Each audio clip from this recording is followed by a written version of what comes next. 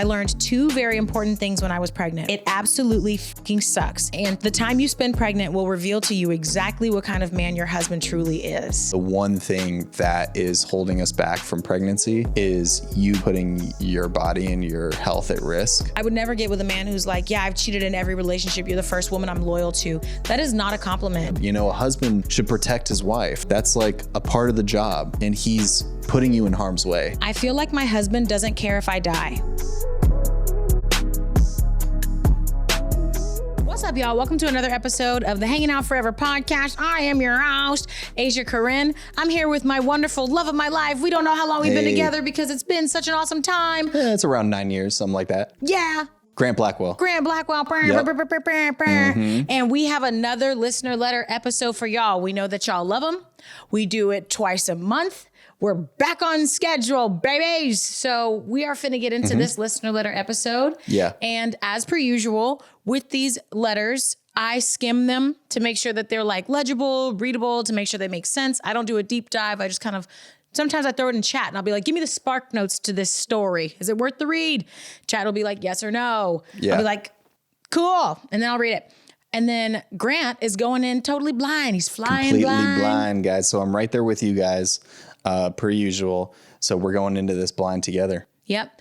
And we're finna get started. But the first thing I want to say, and I've had this on my mind for the last few days, it's kind of a hot take. Okay. But the take is, if you are a man and you see a woman out with her friends and you want to hit on her, it is rude for you to not also cover some portion of the bill. Because we're out at dinner having a good time. Maybe the bill's $100, $150, right? But now you're taking away time from me and my homegirl. And then I'm having to compensate for the time that you took. You need to get the friend a drink. Get the friend a drink. Maybe get an appetizer for the group. Take care of something on the bill. Don't just stand there and waste my time. That's a classy move too. It is, and it drives me crazy because I have this one homegirl, very beautiful. Every time we go out, she gets hit on, which is only annoying because it's like, these men are just hitting on her for sport. Like, provide use, value. You know what I mean? Like, take care of some portion of the check. I don't feel like that's that big of an ask because the way it just looks so good. Like, if you're gonna, especially if it's just two girls, right? Yeah, if it's me and my homegirl and she gets hit on, it becomes an awkward thing because now this guy is like eating up all her time and she's talking to him and I'm just sitting there awkward as hell. If a man is gonna hit on a woman and she's with her friend, he should offer to buy both of them a drink if he's going to offer to buy her one. Because it's like, what are you drinking? Let me get you both a drink. First of all, it's classy. It's classy. Second, you're already taking into account that the friend is physically there. There's nothing worse than being a friend who's now become a third wheel to a thing that you didn't even want to be a third wheel to. You went on a date with your homegirl. Now it's become a three-way thing with some guy who won't shut up and he's not even providing any value or a discount to the check. So if you're a man and you're hitting on a woman and you want to throw your shot at her and she's with a bunch of friends, take care of an appetizer. Maybe buy a round of drinks. No more than 3 friends. That'd be a crazy ask. Well, yeah, it's classy, first off, and it's a good look for the possible long run where if you do start dating that woman that you met, friend already likes you. Friend already likes you. You're already in a good place. I just think it's tacky. And then also it's just tacky. Gotcha. Don't talk to me. Not, even when men hit on me at dinner, don't talk to me unless you're going to take care of something on my check. Like, you're hitting on me for free. I'm trying to have like a nice solo dinner and here a man comes trying to talk to me. First of all, I'm unavailable and I don't want to talk to them anyway, but some men don't get that hint. So if you're going to continue yapping my ear off, you need to start discounting this check. Okay. Take my apps off, take off every round of drinks that I got. That's on you. Okay. I'm just saying, if you're going to take my time, you need to buy my time. Got it. Stranger. Okay. All right. Hot take. Hot takes. Let the dragging from the broke men commence. But the girlies get what I'm saying. Here we go. All right, let's dive in. We're finna get into these. There's not really a theme. There's not really a theme overall? Because sometimes there's a theme. I mean, family. They're all kind of dealing with family. Okay, gotcha. The theme is family. The theme is family. Here we go. I'm heartbroken, depressed, and devastated, and I would appreciate if you guys could help me share my story. I dated a lady for almost a year and loved her sincerely. Throughout the relationship, I supported her with what little I had. There were constant requests for money, food, airtime. What is airtime? Like planes? I don't know. Oh. Not sure. Money, food, airtime, transportation, gas, pads. Must be air, like flight. Okay. Pads, like sanitary pads. Okay. And other expenses, and I did my best because I genuinely cared about her. Over time, I began to notice troubling signs. She would delete our chats, hide things from me, and refuse to give me the same transparency she expected from me. Yeah. When I expressed my concerns, she would get angry, gaslight me, call me toxic and insecure, but later would apologize, promise to change, and I would forgive her because I believed in the relationship. Eventually, I discovered that while assuring me of her loyalty, she was cheating on me with another man. Oof. The truth shattered me. What hurt the most was not just the betrayal, but the fact that I had repeatedly asked her to be honest with me. Oh, poor guy. That if she no longer wanted the relationship, then she could tell me. Instead, I was kept emotionally attached while another relationship was going on behind my back. The emotional impact was severe. I became depressed, started drinking despite never being a drinker, and eventually ended up in the hospital because of the emotional stress and heartbreak. Dang. That's pretty extreme. That's a little extreme. Do you know that after finding out she was cheating all the while, she blocked me everywhere, and I was even still the one begging to have her back? I had to reach out to her brother, and he spoke to her on my behalf, and she eventually unblocked me. Funny enough, this girl had the nerve to come back and start asking me again for financial help. Ooh. Today, she's still trying to come back into my life, saying she feels guilty, ashamed of herself, saying she feels guilty, ashamed of herself, and wants another chance. But the pain, disappointment, and emotional damage remain. I can accept her in my life just for fun, like for sex fun, I guess. Yeah. But I can't do that to her because I don't do to people what I wouldn't want done to me. Yeah.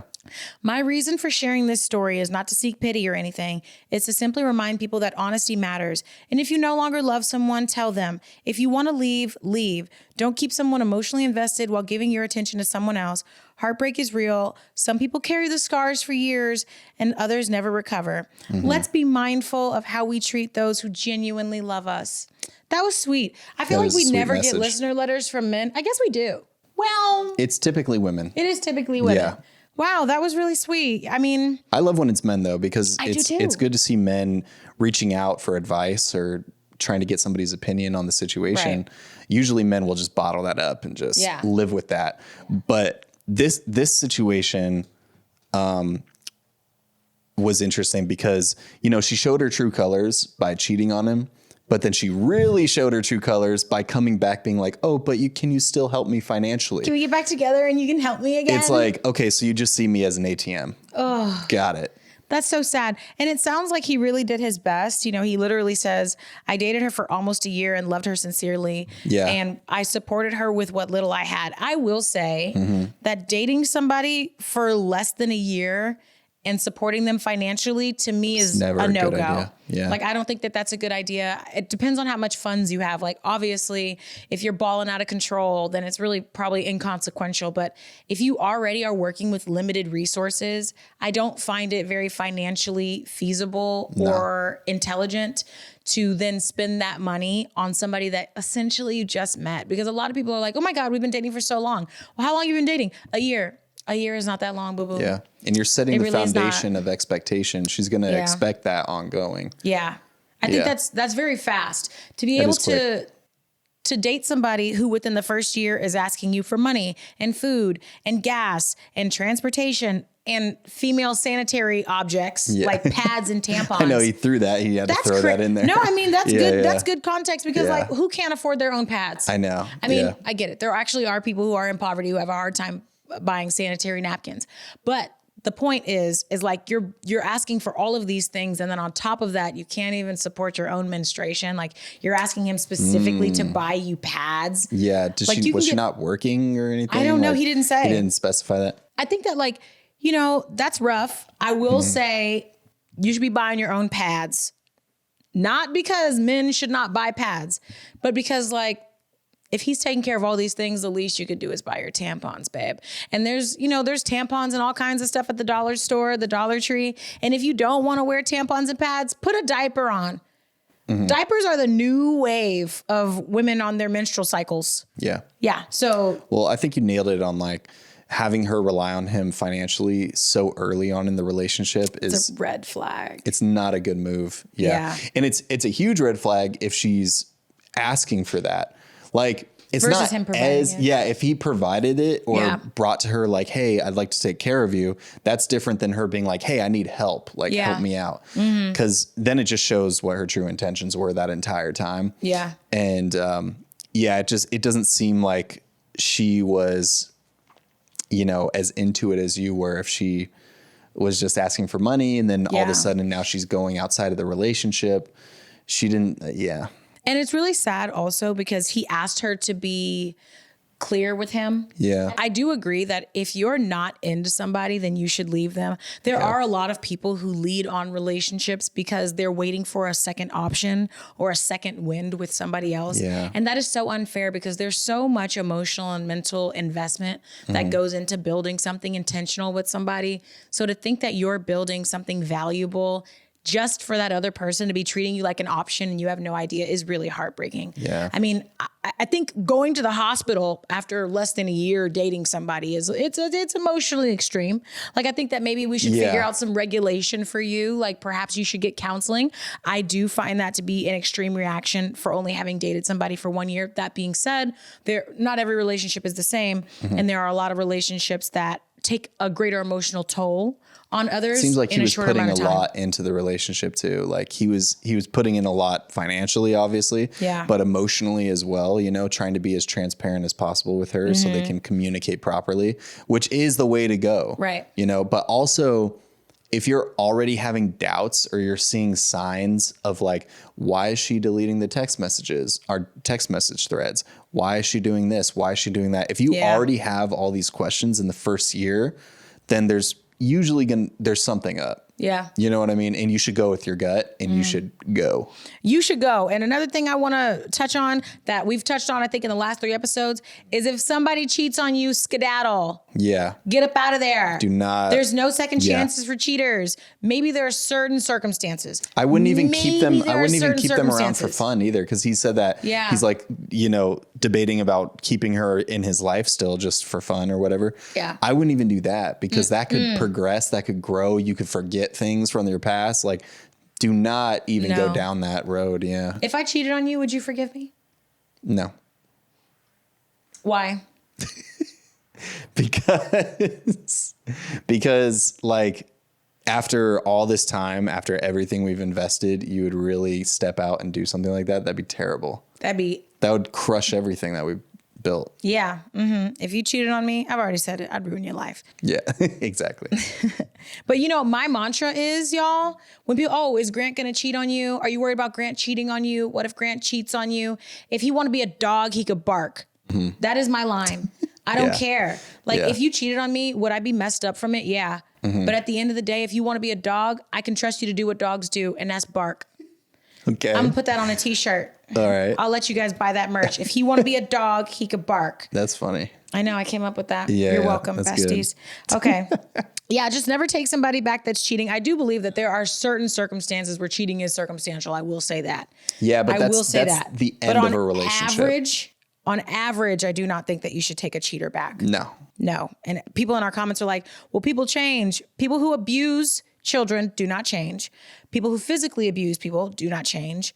And I just don't think that cheaters change. Serial cheaters. Maybe you cheated one time. Don't change. Oops. Serial cheaters don't change. But if you're a serial cheater, no, to the garbage with you. They don't change, or they like it's almost like a thing in their brain. It's almost like an addictive personality where if they don't go to having sex with another person, they might go to something else to fit that addiction. I just couldn't be with somebody like.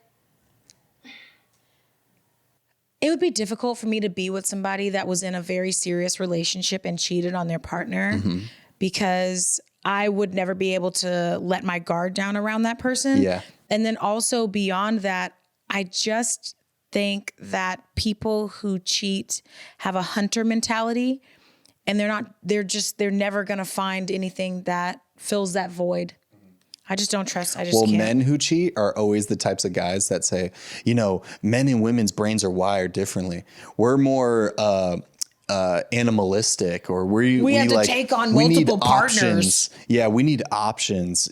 That's just how our brains work, evolution. It's like, dude, shut up. You are not a biologist. You don't know what the hell you're talking about. Shut up. And there's plenty of animals in the animal kingdom that literally mate for life. So, and it's a lot of mammals too. These men are comparing themselves to things that aren't even mammals. Well, it's like, it's a societal norm for a reason. Yeah. Monogamy is a societal norm for a fucking reason. Something I want to say about being with a cheater is I would have a really difficult time being with a man that I knew cheated in the past, because I just don't really fully believe that that's a pattern that you can break. Maybe in one relationship you cheated, right? But I would never get with a man who's like, yeah, I've cheated in every relationship. You're the first woman I'm loyal to. That is not a compliment. I know, that is not a compliment. Being the first woman a man is loyal to is not a compliment. Like I'm the training wheels. Yeah. You know what I mean? Like I'm your training wheels for loyalty. You've never ridden a bike. You've never ridden a bike before. You know what I mean? So like now your test for loyalty is me, and I have to trust that you'll be loyal to me when you've already expressed that you've never been loyal before. I think that there's a lot of men who position cheating and loyalty as if it's some sort of trophy that women should aspire to being granted or awarded, because they'll be like, you're the first woman I've been loyal to. Ew! I know. It's like, dude, that's terrible. Not a good compliment. That is not a compliment whatsoever. That is not a compliment. Yeah. That's a red flag. Like, do not, tell me so I know to run for the fucking hills. Yeah. But at the same time, I think that there's so many people who have this ideology of like, I'm so special. I'm the first woman he's never cheated on yet. Well, even the guys who bring it up and like are constantly talking about what they've done in the past, like, oh, I cheated or I did this. You've said this before. It's like they're preparing you. Yeah. Of like, they're setting your expectation. Well, if I do it in the future, at least I admitted it, at least I admitted that that's who I am. Yeah. You know who I am. Yeah. And so they think that they get like a pat. True. They should get a pat on the back for admitting their past. Or I whatever. know a lot of men who lay it all on the table. I've been to jail. I've stolen money. I've committed credit card fraud. I've cheated on every partner I've ever with. But you, girl, you're different. They're only telling you that so that when it happens to you, you're not surprised. Yeah, they're preparing you for your future. Yeah. So anyway, take cheaters and drop them in the ocean. Throw them off the Mariana Trench or whatever. Okay. Our next listener letter. Okay? Yeah. I'm going to preface this. Okay. This is going to hit you pretty hard because Grant and I have been having very serious conversations recently about having kids. Yeah. And we've been talking about surrogacy and whether or not we would give like birth naturally via my body. I've never wanted to be pregnant. I've never wanted to carry children. No. I don't even know if I've really ever wanted to be a mom. I don't know if I have the capacity for it, but if you want kids, I'm open to it. Yeah. I feel like we would be amazing parents. Do I want a child enough to be a parent on my own? No, absolutely not. But I'm open to like having kids with you if that's something that you want to do. I want to do it with you. Yeah. So we've been talking a lot about surrogacy, and I already know what type of partner you would be in pregnancy, but this is something that I felt was very eye-opening. Okay. And sad. Got it. Okay. I feel like my husband doesn't care if I die. Damn. Yeah. Hey, everyone. I was inspired to share my story because I saw your listener letter a while ago about the woman who regretted becoming a mom. And even though I love being a mom, I felt like my story was very similar, so I wanted to share. So I, 36F, and my husband, 36, have 2 kids. They are my entire world. I would do anything for them, but pregnancy was very, very hard on me. I always thought that pregnancy would be bliss, but I learned 2 very important things when I was pregnant. 1, it's not. Yeah. It absolutely fucking sucks. And there are a ton of things that no one tells you about, which I'm convinced they do, because if more women knew about the horrors of pregnancy, I genuinely believe less women would get pregnant, at least not before doing more research. Yeah. And 2, the time you spend pregnant will reveal to you exactly what kind of man your husband truly is. That's a bar. That is a bar. That's a bar. So true. And then she says, and I learned that the hard way. In the first few months of my pregnancy, everything was great. We had done a gender reveal, and we were both excited that we were going to have a baby boy.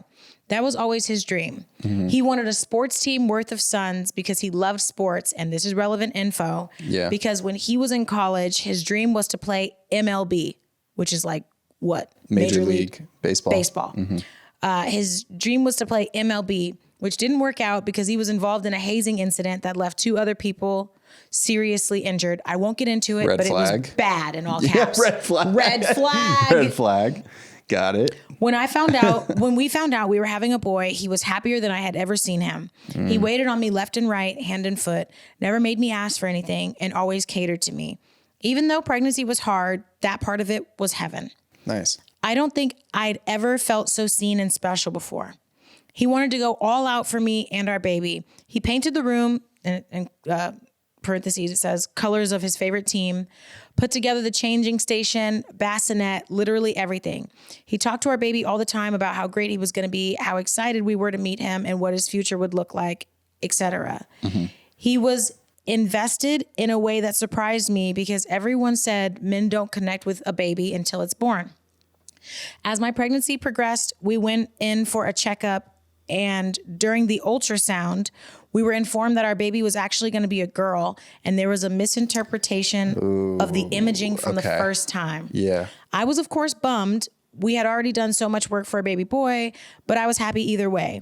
But my husband was devastated, angry, and mad about how this could happen. Yeah. He kept demanding they check again and show him the proof.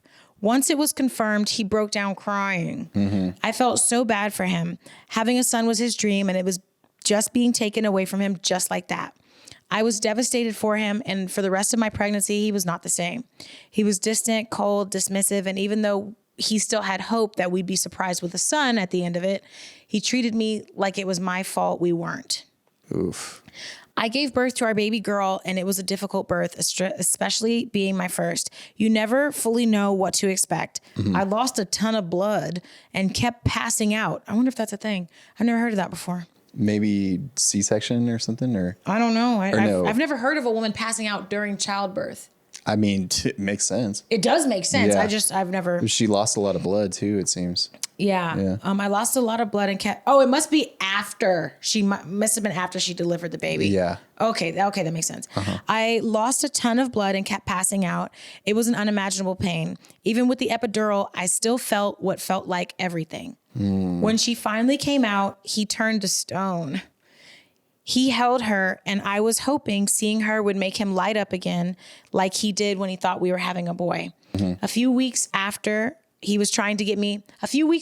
birth, he was trying to get me pregnant again. Even though I hadn't fully healed, I gave in because he was in mourning and I wanted to give him a son. I wanted to fix him. We started having sex pretty much immediately and got pregnant again. Damn, right after? Yeah. She doesn't say how long, but like you're supposed to not even have sex for 6 weeks. Yeah. So I would imagine maybe he's giving her a 2-week break. Nah, he just sees her as a baby machine. Yeah. That is so sad. Yeah. We started having sex pretty much immediately and got pregnant again. Yeah. The second pregnancy was nothing like the first. I was sicker, weaker, more tired, Let me guess, another girl. In pain 24/7 and alone. Yeah. He did not show up for me like he did the first time. He said he was scared to get too invested. The hell does that mean?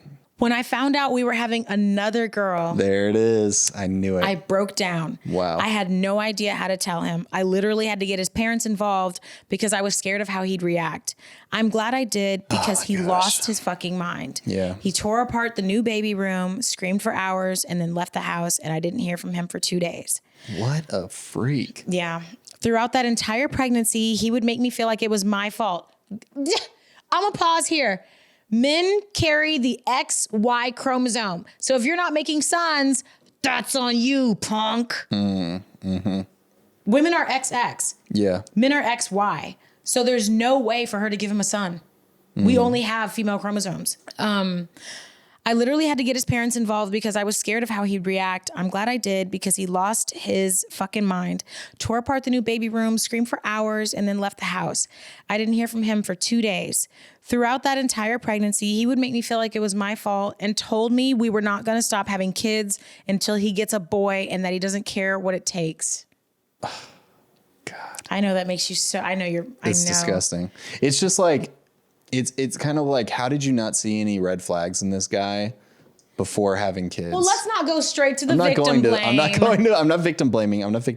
I do believe but there that has to be red flags that he's just checked out. I don't know. I mean, maybe, but I also believe that there are certain things that trigger people and they activate the darkest parts of them rather than it always being, you know, there. Throughout that entire pregnancy, he would make me feel like it was my fault and told me we're not going to stop having kids until he gets a boy and that he doesn't care what it takes, which was terrifying because with baby number 2, I developed preeclampsia, which I honestly don't know what that is. So let's look it up after. I don't know either. I developed preeclampsia and had to give birth via C-section. That's fucked. Yeah. That was the most traumatic thing I ever experienced. And when I held her for the first time, I broke out in tears. I had all of these feelings of fear. I was scared to get pregnant again, scared to face his disappointment, scared of everything. Beside my parents and my mother-in-law, I was alone at the hospital because he refused to come. What? He didn't come to the second one, I guess not. Wow.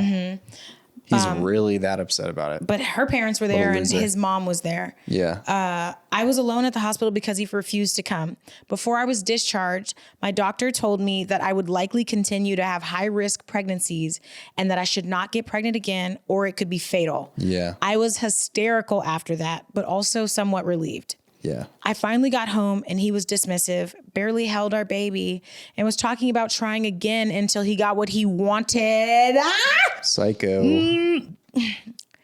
And was talking about trying again until he got what he wanted because I got what I wanted.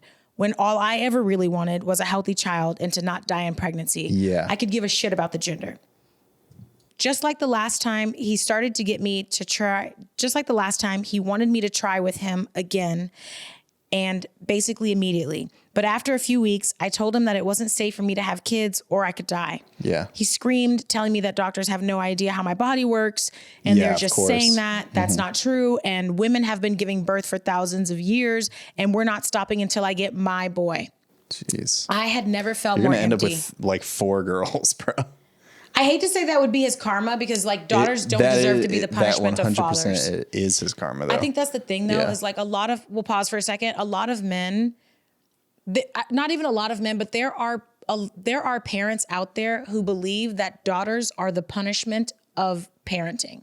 I would say especially fathers, like, oh my God, I have so many daughters, woe is me, like as if having a daughter is a punishment of fatherhood, or is a punishment of being a man, or it's some sort of karmic Well, it's like punishment. this weird like view lens of like, oh, my lineage stops here because I have, because they're not gonna take my last name and continue my name and my legacy and all these stuff. Yeah. Let's finish it and then we'll go into it. We'll go back. Yeah. Okay. I had never felt more empty. We're not stopping. He said, we're not stopping until I get my boy. I had never felt more empty.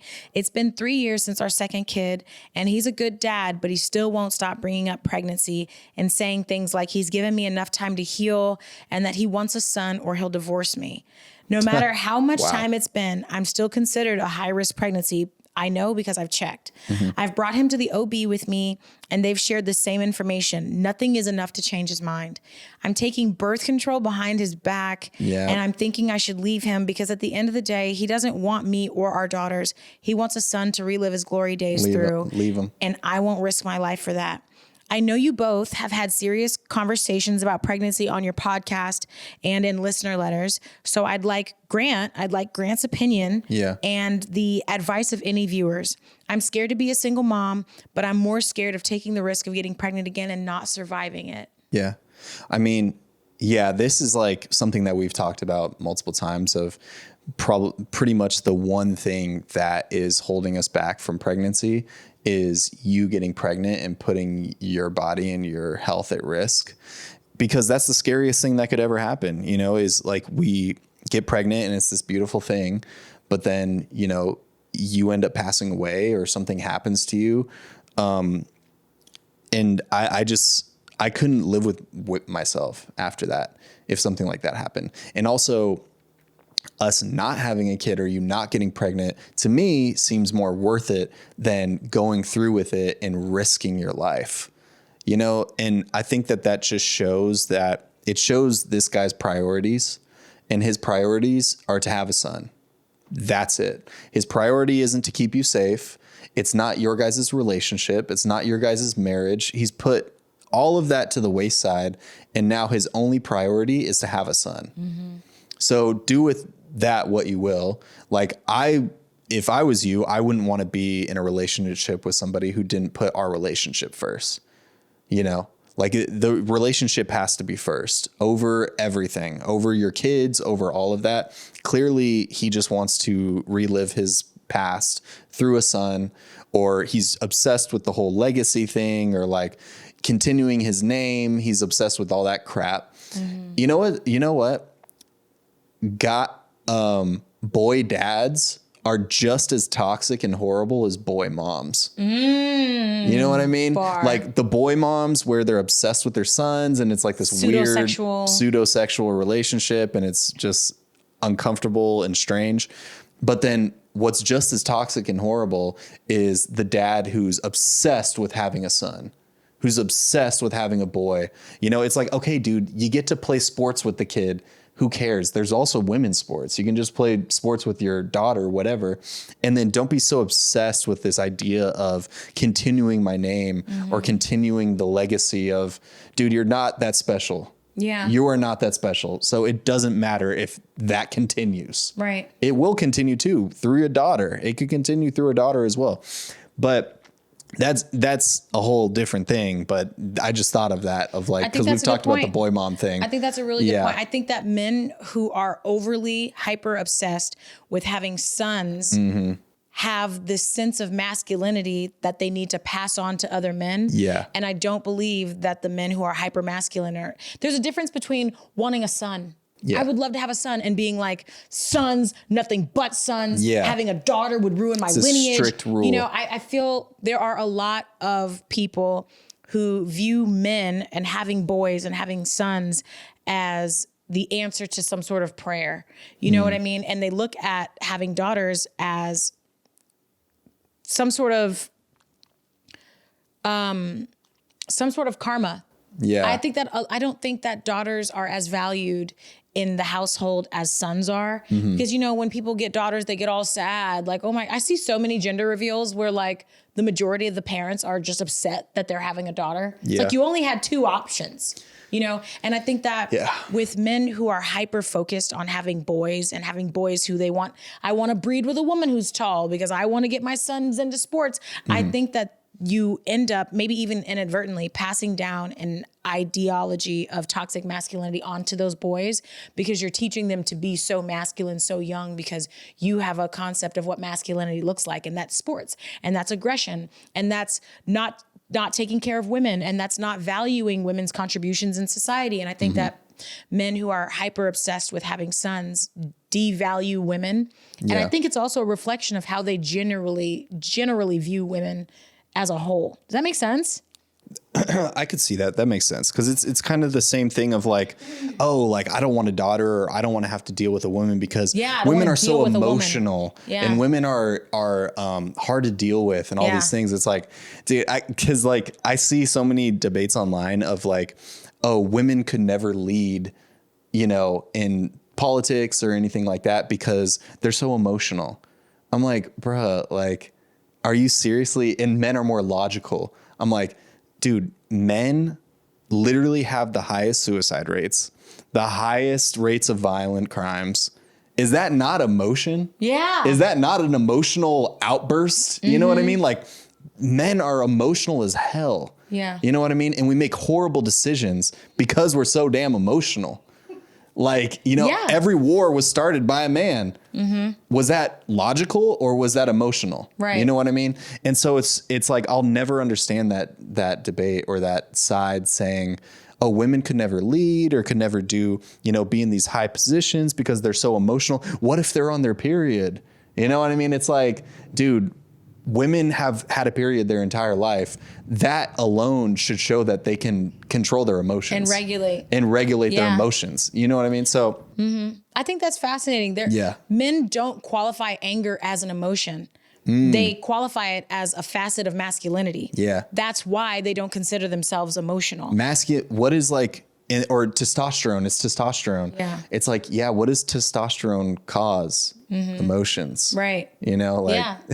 It's just so funny because you see a lot of men being like, women are so emotional, women are this, women are that, but they take in women's emotions such as sympathy and empathy, and they warp those into being negative traits. But it is actually scientifically proven that the more sympathetic and empathetic you are, the more emotionally regulated you are. When you don't have those attributes to your personality, you often default to anger very quickly. You're often more violent. You're often more aggressive. And the issue is with men, and the whole women are emotional debate, is they are not qualifying anger as an emotion, because so many men are reared in showing that in showing anger because they feel that anger is a pillar of masculinity. So they conflate the two. So there's not a difference between being masculine and being angry, because they're taught that aggression is the most masculine way to project or portray manliness. So yeah, good point. But back to this girl. Back to the story. She wants to know your advice. Yeah, I mean, my advice, and I know that obviously, like, you guys have kids, you guys probably have assets tied together. It's not this simple, but I would say that you don't want to be with somebody who's putting your health to the side just for a freaking son or for a child. Like, somebody who's willing to do that, they don't care about you as much as they should. You know, a husband should protect his wife. That's like a part of the job. And he's putting you in harm's way. He's doing the complete opposite. So that would be my advice, you know? And I mean, obviously you shouldn't get pregnant again. So if you have to continue to take freaking pills behind his back, but birth control behind his back. The other thing is, like, this guy seems unstable. Yeah. Like, what happens when he catches you eventually? Because he probably will. Right. If you're taking birth control behind his back, what happens when he catches you doing that? Like, this guy doesn't seem like a reasonable guy. So I think that, like, my something that I want to mention is, and this is what she said, is that less women would get pregnant if they knew about the horrors of it. Yeah. And I think that that's so true. As a woman, I do not feel very well educated on pregnancy. I don't feel educated on the risks. I don't feel educated on how you go through it. What are you supposed to do? What's step number one, you know? And growing up, they teach you about having a period. Being a girl is literally consistently a masterclass. You're in a masterclass being taught about femininity by people who have experienced it all throughout your life. It never stops. And when we're young, we're taught, okay, start covering up your body. Boys are going to start looking at it. That's masterclass number one. Number two is when you start getting your menstrual cycle and what that means. That's your second masterclass at life. So all the women who have menstruated teach you how to navigate menstruation. But even that, there's not a lot of education around it. Like, I didn't know that there were all these different phases of menstruation, luteal, gluteal, whatever the phases. I still don't know what they are. And that seems like something that I should have been taught. And there's just so much complexity to being a woman that I totally agree that if more of us knew about the horrors that we could experience in pregnancy, shout out to the girl with the list. If more of us knew about the horrors that we could experience in pregnancy, we would be more well-informed to make those decisions. And then I think it would also help us navigate choosing better partners, because women are just not prepared for how difficult pregnancy is going to be. We're just not. Yeah. And because it's been happening for thousands of years, we're kind of put into this situation and, sheepdogged like cattle into the relationship to marriage to pregnancy pipeline without really taking into account just how dangerous it is. And then when women say things like, I'm scared to get pregnant because I might risk my life, we're shit on because, that's what you're built for. Yeah.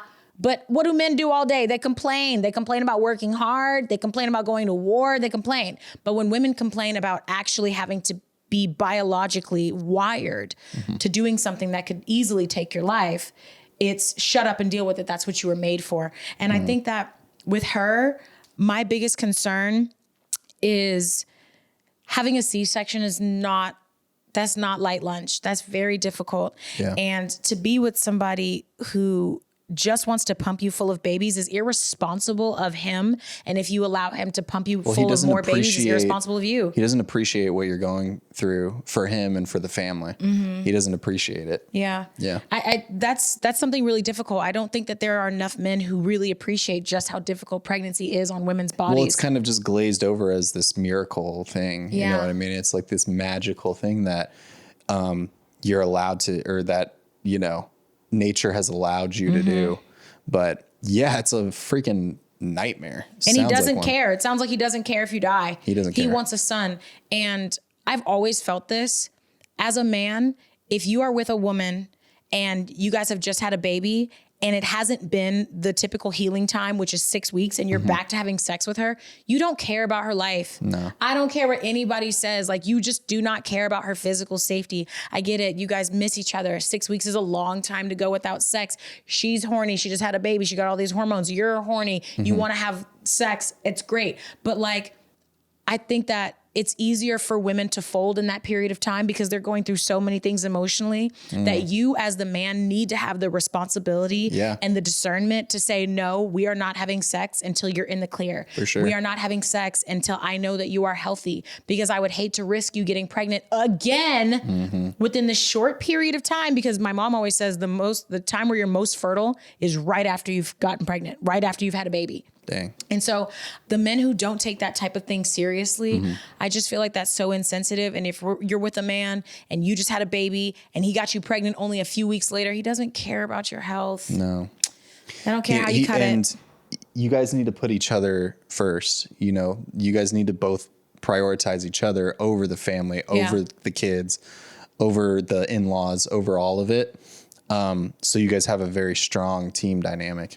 So, and I think the last thing that I will say about this is, like I said, pregnancy is difficult, and Grant and I have consistently been considering surrogacy. And my dad has all these, he's like, oh my God, if you get a surrogate, then that baby won't really love you and it's not really your baby. And I put this thing out on Facebook because we have been talking about it. So it's so crazy that we got this listener letter. I put this question out on Facebook because I just talked to my dad about it. I was like, I don't think I'm going to be giving birth. He was like, oh, that's very vain of you. It's very vain for you to not want to sacrifice your body to give birth. You're just trying to protect your vanity. And but your dad is one of those guys that just wants a kid, or he doesn't care how he gets it. He just wants a kid. We love him, but that is true. That's something that he has admitted to me. Yeah. And what's scariest for me is I've dealt with a lot of depression and I've dealt with suicidal ideation, and I just do not believe I'd make it out of postpartum. I don't. That'd be, I don't think I'd make it out. And that is a big fear for me is I don't want to be pregnant, to be honest. I don't want my body occupied by a baby for 9 months. Maybe I'll change my mind. Maybe it's a big maybe,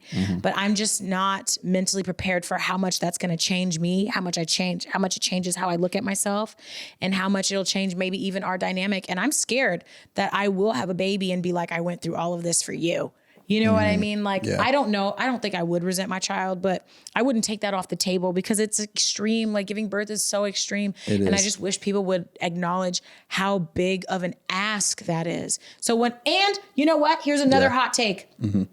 If you have any more than 4 children, that's irresponsible. I don't care what anybody says. That's this crazy. is not the 50s, the 20s, the 1910s. You don't need 10 damn children, 6, 7, 8. If you have any more than 4 children, I genuinely believe that is very reckless. Yeah. And it is not sustainable. Even if you're rich, I don't give a shit. Elon Musk should not have as many children as he has. Nobody should have more than 5 children maximum. Yeah. I just think that you can really deeply love 3 kids. Once you get to 4, there's some deep favoritism going on there. You're not going to be able to pass that energy around. You're just popping out school shooters at that point who are going to have no emotional foundation. I mean, I'm sorry. I just don't believe that anybody needs any more than 4 children. Any more than 4 children, I do believe that that's irresponsible. Yeah. We're in an age where having children is a luxury. You do not need children to be on the farm with you, milking cows with you, running errands for you, helping you raise your other children. Children are a luxury now. So when I see people who are like, oh, we're on our 7th baby. Why? I know. You don't have any impulse control? Anyway. Okay. That's that for that. Yeah, we gave more than enough advice. Is there another one? Yeah, there's one more. Okay. Would I be the asshole if I permanently cut my sister out of my life, and how do I go about doing so? For some context, both me, female 22, and my sister, who I'll refer to as Brandy, 20, were both abused, hit, slapped, dragged, and bullied by our dad when we were younger, up until he moved out when I was 16 and she was 14. I moved out to live with my nan, which I think is like a grandma. Maybe this is a European person. I moved out to live with my nan at 20, and I haven't talked to my dad since he moved out, whereas my sister still has contact with him. Last year, we got into a big fight about whether or not my dad should have access to my mom's house or not, since technically he's still on the lease and often just walks in whenever he wants to. Things got heated and she ended up wrapping her hands around my throat. No physical damage was done, but I'm currently in therapy to help with CPTSD. I don't know what that is. Child post-traumatic stress syndrome, maybe? Yeah. Alongside antidepressants, since the attack opened the old wound of childhood abuse. Yeah. I've also had nightmares and flashbacks of the attack alongside other abusive moments from our dad before he moved out.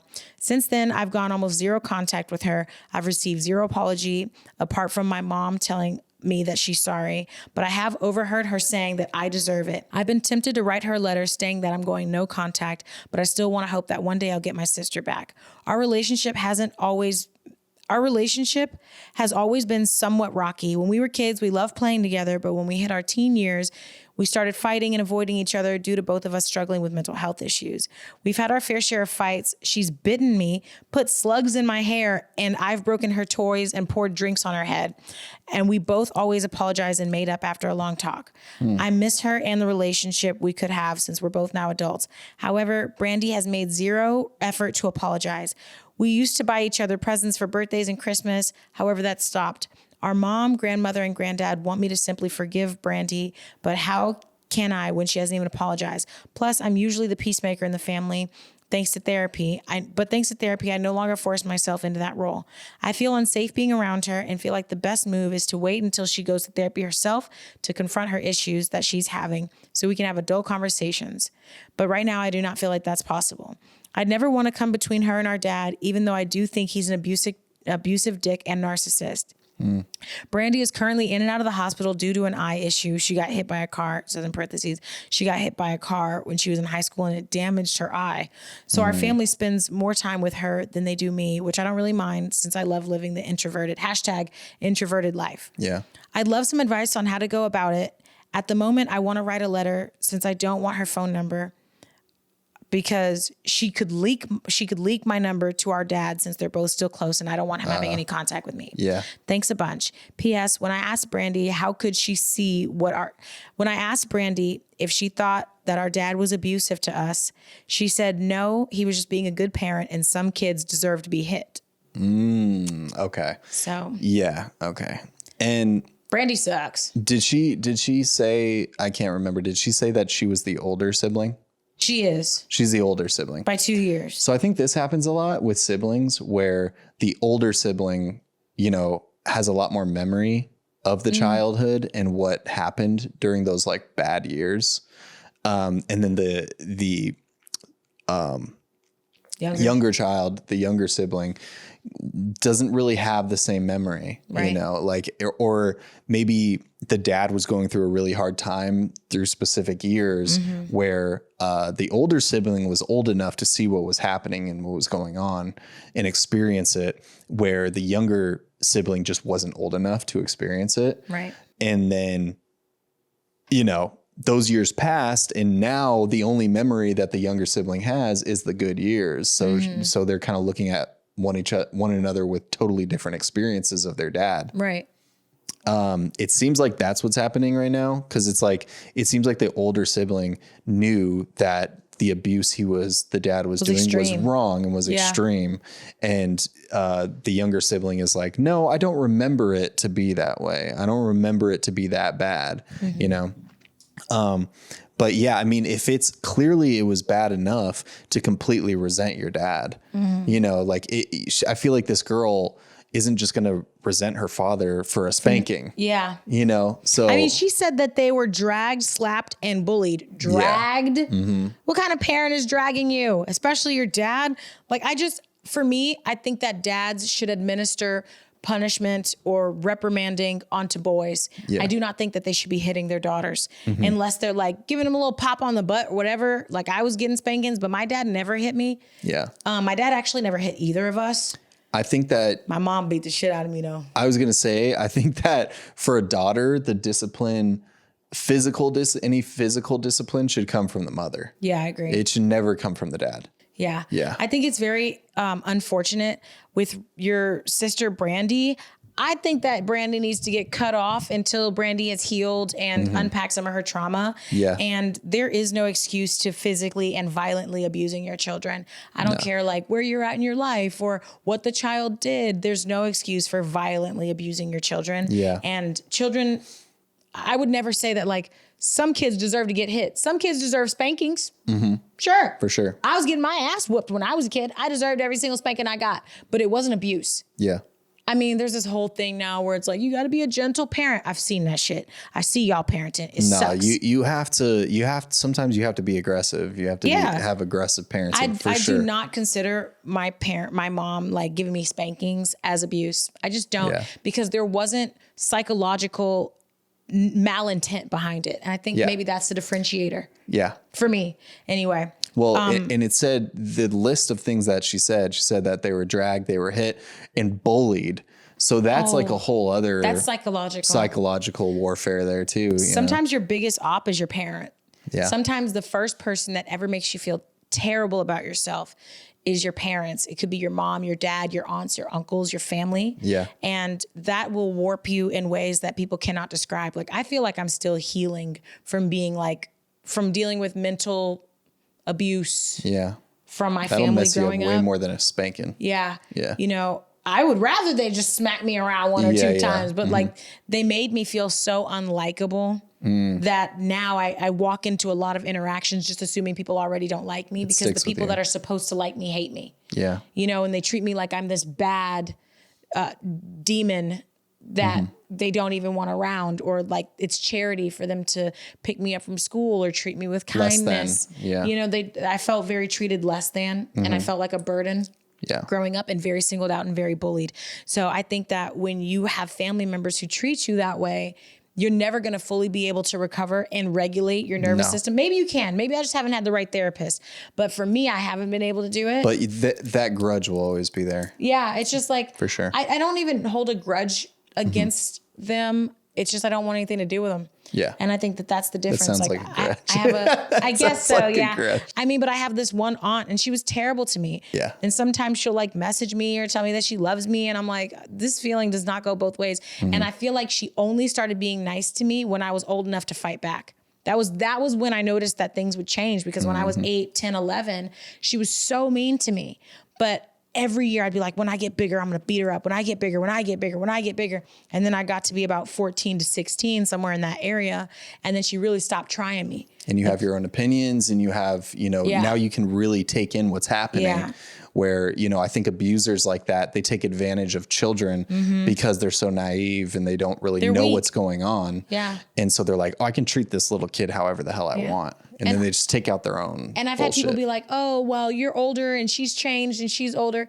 People that abuse children do not change. No. I don't want to hear it. Oh, she deserves a second chance. No. And it's and they not were that grown adults when you were a child. Grown adults. I'm talking about a 30-year-old bullying me. Yeah. That's crazy. They were grown adults. Yeah. There's no excuse. That's insane. And so like for me, I don't hate my aunt. I don't have any really ill will. I used to have all these negative thoughts about her growing up. Yeah. But then it got to a point where I was just like, I'm over it and I feel nothing towards her. You know, point. And I don't feel like you should feel bad when something happens to your abuser or somebody that you consider was abusive to you. People expecting you to mourn or want to fix it, or you build the bridge because you're emotionally intelligent. No, you do not fix things with abusers. No, that's not put on you. And same with this girl. Like, exactly. It's not put on you to fix this. Like, Nope. It's not. It seems like your sister does have a lot of growing to do. And maybe you guys should have more conversations about it once you guys have cooled down, because then you can kind of give your lived experience. Yeah. Because you were older during that time. And she probably doesn't share the same experience as you. And she was probably getting it harder too because she was the older one.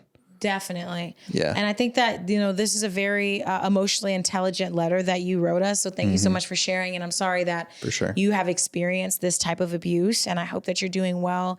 I hope that one day you're able to mend things with your sister. It's really hard when you grow up in a mentally or physically abusive scenario with a sibling. You either become totally bonded or separated by it. There's really no middle ground. So true. Yeah. And if you become separated by it, your experiences feel like two different experiences. And it's hard to find peace between the two of you and reconciliation. But I am glad that you're not going to give your sister your phone number, because I do think that she would leak it to your dad, and I want you to be safe and protect yourself mentally. Yep. So I think that that's going to be it for this listener letter episode, y'all. There it is. Grant and I, it's late over here. I have a splitting headache, probably because I don't drink nearly as much water as I should. She does not. I think maybe I've had like 1 bottle of water in like the last 4 days. Yeah. So I feel terrible. And we're about to go to the gym.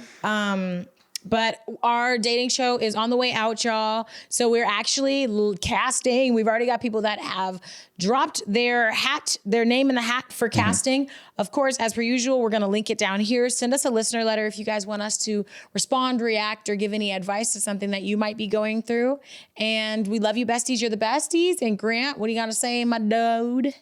Nothing. Thanks for watching, guys. Yeah. We know that, a lot of you guys like the listener letters, but go to our other ones. I promise you, go to our other episodes. Like there's lots of knowledge. Good. There's lots of experience that we've had in our relationship, and we're just sharing it with you guys. We're just giving it, and we're giving you guys the real. Like the episode before this one, we got real. We're real. We got real. That's one of my favorite episodes that we've ever done. It was great. Yeah, people loved it. So good. go watch that. Go watch it. But thanks for watching in general, guys. And yeah. You guys are the best, and we love Peace. you. And look at my background. I Look at added more lamp. stuff. It's so pretty now. Look at I the got a lava lava lamp, because what girl doesn't want a lamp with a lava? And who doesn't want a lamp that's lava? Hey. I'm bringing back the 90s. Please. Okay. All right, besties. Love you. Thanks Bye. for watching, guys.